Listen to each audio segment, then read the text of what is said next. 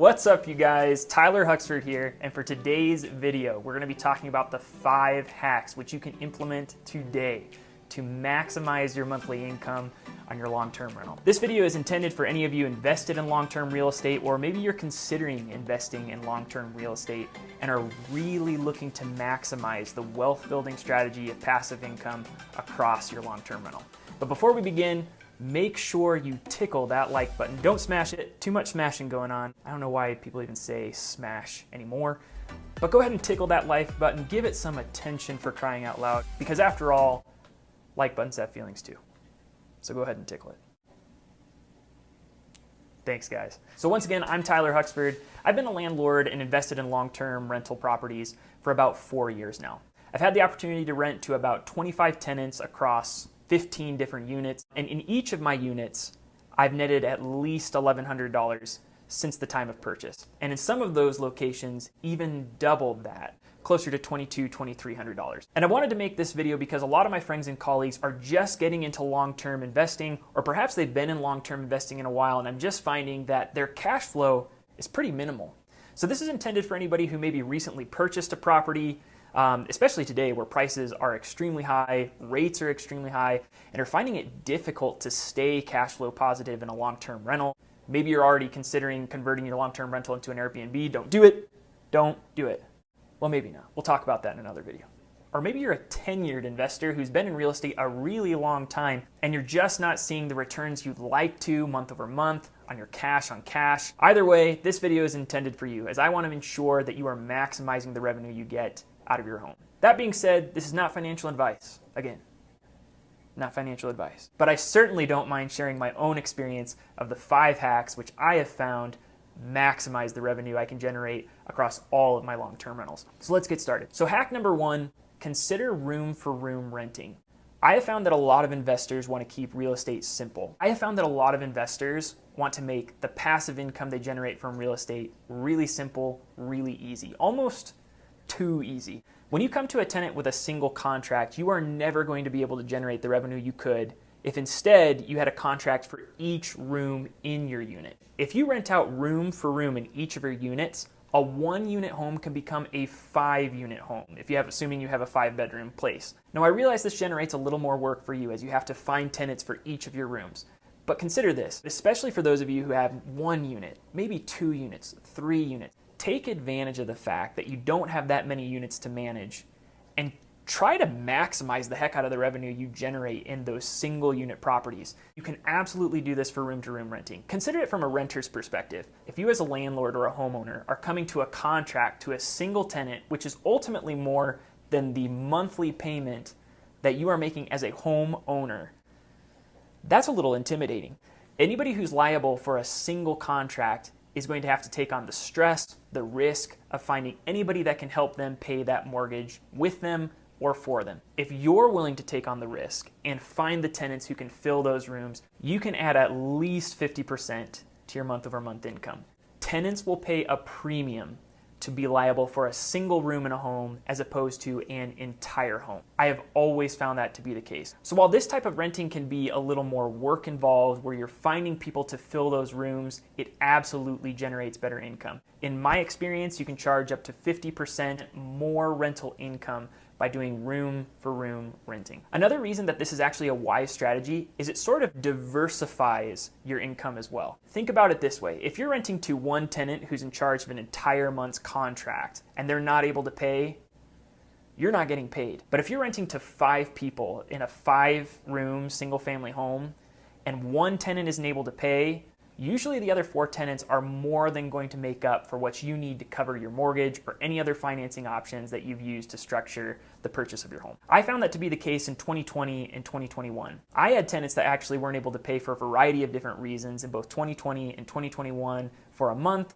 And honestly, it wasn't the end of the world. I didn't have to worry about kicking them out. I didn't have to worry about finding additional tenants. I could actually play the good guy and help them get back on their feet, because there were 3, 4, and in one case, 5 other people paying for rent while that individual was working to save up enough to ultimately be able to afford the room. So while this strategy is a little bit more work, ultimately it mitigates your risk of not getting paid. It also increases the income which you can generate month over month. Hack number 2, consider month-to-month renting. That's right, I said it. Consider month-to-month renting. That doesn't mean you don't have to have a contract, but consider a month-to-month contract or even a 6-month contract, which then becomes a month-to-month contract. Once again, tenants will pay a premium to mitigate risk and to reduce stress. Believe me, nobody likes moving. Ultimately, we're all incentivized to stay long-term wherever we set up shop. There aren't too many tenants out there who are just looking for a place to bunk for a month and already intending to hop fence and look for the next place. Most people want to stay 6 months to a year in your location, but they don't want to be liable in case major life events come their way. Maybe somebody gets married, maybe somebody gets fired, maybe somebody finds a new job, maybe somebody wants to get up and move across the country. Tenants will once again pay a premium for the reduced stress of feeling like they have to stay in a location. One of my locations, I've had this policy for 4 full years, and I've actually only had 3 people move out of this 4-bedroom house across all of those 4 years. And I've had a 100% occupancy rate in making sure that I get monthly rent for each of the rooms in that location. I realize that means more hassle for you once again as a renter, but you can absolutely maximize the rent that you charge from somebody who knows that they have the opportunity to leave, but ultimately probably won't. In one of my locations, I have a renter who I've rented to for 3 full years, and he's on a month-to-month contract. The other advantage to this is that if somebody does decide to move after 2-3 months of staying in your location, you ultimately get to reevaluate if you've priced a place adequately. You might find that you want to charge $100 more per room just based on what the market's doing. Especially today in 2022, this is a great way to maximize your revenue because each time a tenant moves out, you can actually reevaluate what you will charge the next tenant. I remember across the space of 6 months in one of my houses, I had to find 2 renters because somebody moved in and after 3 months decided to move on, and then I rented out to the next tenant. The second tenant is now paying $200 full more than the previous tenant was. And I ultimately was able to do that because the first tenant moved out, and in that time I was able to kind of analyze the market and realize I was undercharging. So consider that month-to-month renting, and as you're considering candidates who are going to live in your long-term property, just ask them, how long are you willing to stay? And as long as you hear a number that you're comfortable with, move forward. I have found that so many tenants appreciate this and are willing to pay so much more to be able to stay month to month. Hack number 3, don't include utilities as part of your monthly rent payment. I don't know why people do this. Anytime that you include utilities as part of somebody's monthly rental payment and it's fixed, you're ultimately stripping from your bottom line. This is supposed to be one of the advantages to the short-term rental market, where utility costs do fall upon you. Let the tenant know that utilities is on them. Ultimately, it gives them control anyways, where if they are willing to spend more on utilities to run more AC, use more water for baths and things like that, bath bombs, we're all about the bath bombs in this household, then they can do that, but it won't affect your bottom line. Whereas if they feel like they don't want to pay large utility bills, then they can ultimately live the way that condones a lighter utility bill. When you couple that with room for room renting like I talked about, it really works out. For example, if you have a 4 to 5 bedroom spot and it's split across those 4 to 5 rooms, then all of a sudden the utility bill, the Wi-Fi bill, any other bill, those things become exceptionally light on your tenants. One of the things I like to do is I actually have the utility bills come to my credit card and I just put it on my Venmo credit card.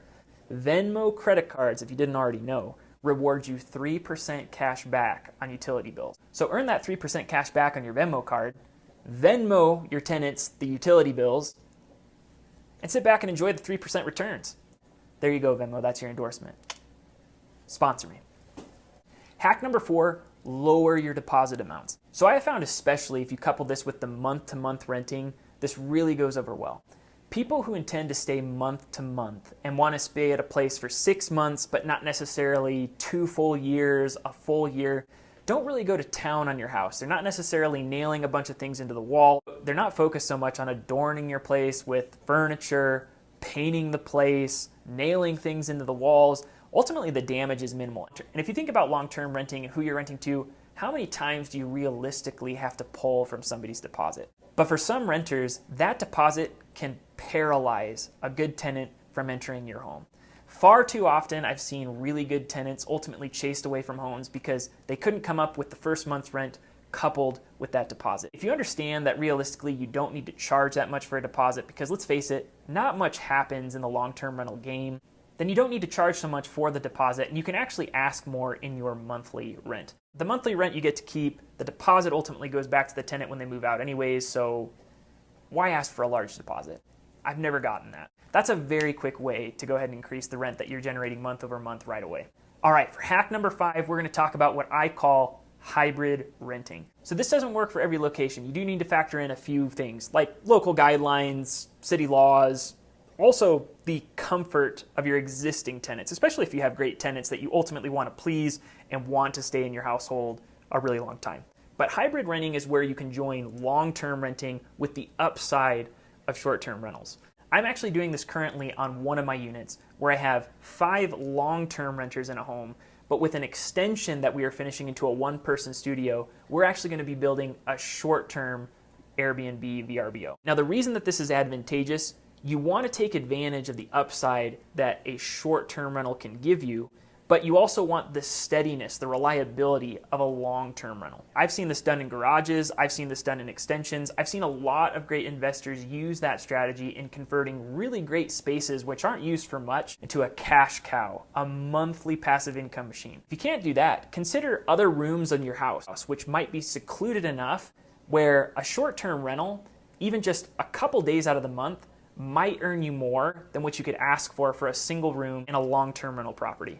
The gains I've seen with this type of model are really impressive. I've even seen it work out where long-term tenants can actually be paid the infamous cleaning fee on those short-term rentals as credit towards their rent or just for another side gig, which ultimately lowers the cleaning fee that you need to pay somebody as opposed to a third party that actually cleans. Hybrid renting in a single location is a great way to maximize that revenue. So there you go, team. Those are the 5 hacks which I personally have used across a lot of my long-term rentals to make sure that I am increasing the income that I generate month to month. For those of you who have caught on to the absolute cash cow that real estate investing is, you can then use that additional income towards additional properties and ultimately generate some serious wealth from that. So I hope you find that helpful. If you like this content, again, tickle that like button, subscribe to this channel for more videos on life coaching, generating wealth, and ultimately my life vlog. Thanks for tuning in today. We'll see you next week. Happy hunting out there, investors.